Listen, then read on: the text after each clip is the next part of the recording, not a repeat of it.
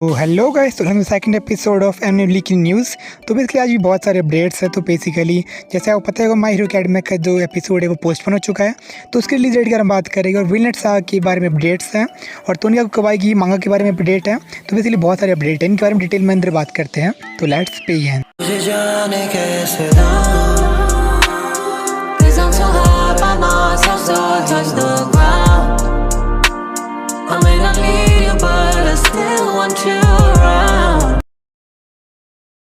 First news आ रही है scientific universe से। तो बेसिकली पता होगा ताउरी यूनिवर्स इसे कहते हैं, जिसमें बेसिकली साइंटिफिक रेलिगन साइंटिफिक एक्सेलरेटर वगैरह सीरीज़ आती है इसके अंदर।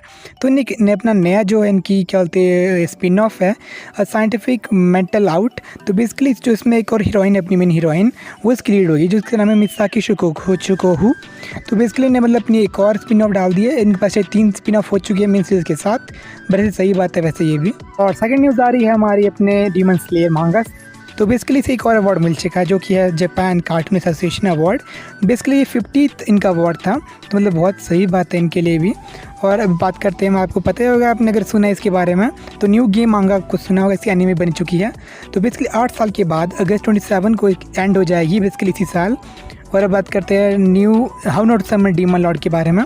तो बेसिकली इसका 3rd वॉल्यूम है, वो भी अगस्त को 27 को रिलीज़ होगा। तो बेसिकली उनके लिए बड़ी अच्छी खबर, जिनको पसंद है। और अब बात करते हैं उन्हें कवाई के बारे में, जिसके बारे में बहुत ज़्यादा सवाल घूमते हैं इसके बारे में, कब आएगी वॉल्यूम 17 इसका। तो बेसिकली इसकी रिलीज डेट है अगस्त 18, 2021। तो बेसिकली मांगा के बारे में अभी तक यही अपडेट थी। अगर कुछ और होगी तो आपको नेक्स्ट भी डाल दूँगी, अभी के लिए इतनी काफ़ी है। वैसे क्या है कुछ एनी अपडेट्स के बारे में जो ज़्यादा नहीं है, बहुत ही कम अपडेट्स हैं एनीमे के। तो पहला अपडेट आता है विनलैंड सागा से, जिसका सीज़न 2 अनाउंस हो चुका है और उसके जो क्रू मेंबर्स थे पुराने वाले वही वापस आएंगे। पर इसकी डेट अगर रिलीज़ नहीं की गई है, अगर अब सीधे रिलीज़ होगी मैं आपको सीधे बता दूंगा शायद। और जो थी अपनी अगली न्यूज़ वो आ रही है माई हीरो अकेडमी से। बेसिकली जो एपिसोड 19 था उसे डिले कर लिया गया है अगस्त 14 के लिए। तो बेसिकली अगस्त 7 इसका अगस्त 14 के लिए शिफ्ट कर लिया गया है बिकॉज ऑफ ओलंपिक्स गेम्स। तो बेसिकली जहाँ पे रिलीज़ होने वाला था उस दिन 7 अगस्त को एक इनका स्पेशल कोई प्रोडक्ट किया जाएगा इनके यूट्यूब पे। तो वहाँ पर मतलब बेसिकली जो इनकी मूवी आने वाली है my hero academy world heroes mission, उसके मतलब बारे में कुछ है, ये सेलिब्रेट किया जाएगा उसके रिलीज़ डेट को। और इससे हमारी अगली न्यूज़ आती है इसी के बारे में, my hero academy world heroes mission की रिलीज़ डेट के बारे में। तो बेसिकली 5 अगस्त को मतलब कुछ ही दिनों में रिलीज़ हो जाएगी। तो बेसिकली जापान में रिलीज़ होगी और इसकी अगली डेट कोई आई नहीं है, मतलब और जगह कब होगी रिलीज़। तो इसके बारे में कोई अपडेट आती है मैं बता दूंगा। फिलहाल यही थी एनीमे न्यूज़। करते हैं बहुत ज़्यादा अजीब न्यूज़ के बारे में। तो बेसिकली ये बहुत अजीब न्यूज़ है, मतलब कुछ फनी वे में नहीं लेना चाहिए, बहुत ज़्यादा सीरियस न्यूज़ है ये। अगर आप एनीमे मतलब पसंद करते हैं तो आप लीज़ा को जानते होंगे। बेसिकली बहुत फेमस सिंगर है जो एनीमे ओपनिंग और एंडिंग गाती है और बीच के सॉन्ग्स भी। और जो बेसिकली जिसका हस्बैंड है वो भी एक वॉइस एक्टर है जो कि एनोस और बैनर कैरेक्टर्स ने प्ले किया है। तो बेसिकली मतलब उसने उसे एनटीआर कर दिया। तो बेसिकली अपनी एक फ़ैन के साथ पकड़ा गया था रंगे हाथों। मतलब बहुत अजीब न्यूज़ थी, मैंने पहली बार देखा किसी एनीमे से रिलेटेड बंदे को एनटीआर होते हुए रियल लाइफ में। तो बहुत ही सैड न्यूज़ थी वैसे, ये क्या कर सकते हो। But I don't get it, मतलब उसमें से चीट क्यों गया, सही तो है वैसे वो लीज़ा, बट क्या ही कर सकते हो, अपने अपने शौक, मतलब बेकार चीज़ है यार।